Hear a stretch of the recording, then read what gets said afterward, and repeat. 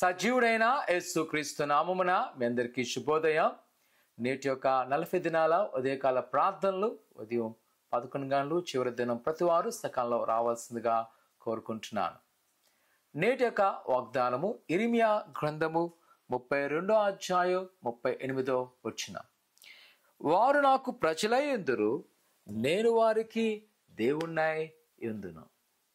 యూదా ప్రజలు బబులోను చెరకు వెళ్తారని ప్రవక్త అయిన ఇర్మీయా గారి ద్వారా ఖచ్చితమైన ప్రవచనాలు పలుకుతూ ఒకవైపు వారు వెళ్ళవలసినది, మరోవైపు ఆయనే వారిని ఆదరిస్తున్నాడు.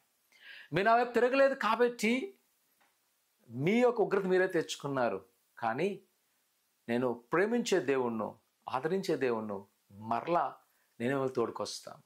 మీరు నా ప్రజలై ఉంటారు. ఏ ఒక్కరూ నా నుంచి మిమ్మల్ని వేరు చేయలేరు. నిజమే ప్రియ కుమార కుమార్తె, కొన్నిసార్లు మనం మన పాప క్రియలను బట్టి, మన పాప ఆలోచన బట్టి మనం ఆయన దూరం అవుతున్నామేమో. కానీ ఆయన ఇప్పటికీ అంటున్నాడు, నీవు నా ప్రజలు ఎందురు, నేను నీకు దేవుడినా ఎందును.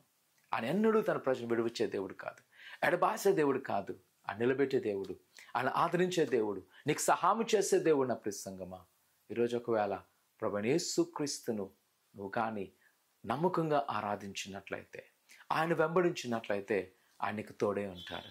ఆయన బలపరుస్తాడు. నా ప్రసంగమా, భయపడక, ఆందోళన చెందక, ప్రభువు నీకు తోడు ఉండబోతున్నాడు.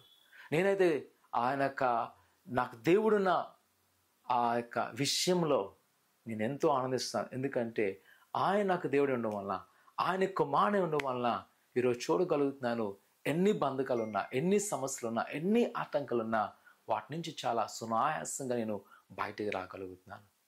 కుమార కుమార్తె, ఆయన మన దేవుడు ఉన్నాడు, భయపడక ఆయన మనం విడిపించును. ప్రార్థన చేసుకుందాం. పరిశుద్ధుడా దేవానికి కన్నాను, నీ బిడ్డలైన వారు మీ జ్ఞాపకం చేసుకొని నీ దైవ ఆశీర్వాదం నింపండి. ప్రతి ఆటంకాలను తొలగించండి. నీ కృపాక్షరాలతో నింపి మీరు దీవించి ఫలింపచేయండి. ఇదిగో ప్రభు ఈ సమయంలో నిజంలో గోజాడుతున్న ప్రతి మరొక ఆలకించిన ఆయన వారికి దేవుడిగా ఉండి వారి పట్ల విద్దేశం నెరవేర్చమని యేసు నామమున అడుగుతున్నాం తండ్రి, ఆమేన్.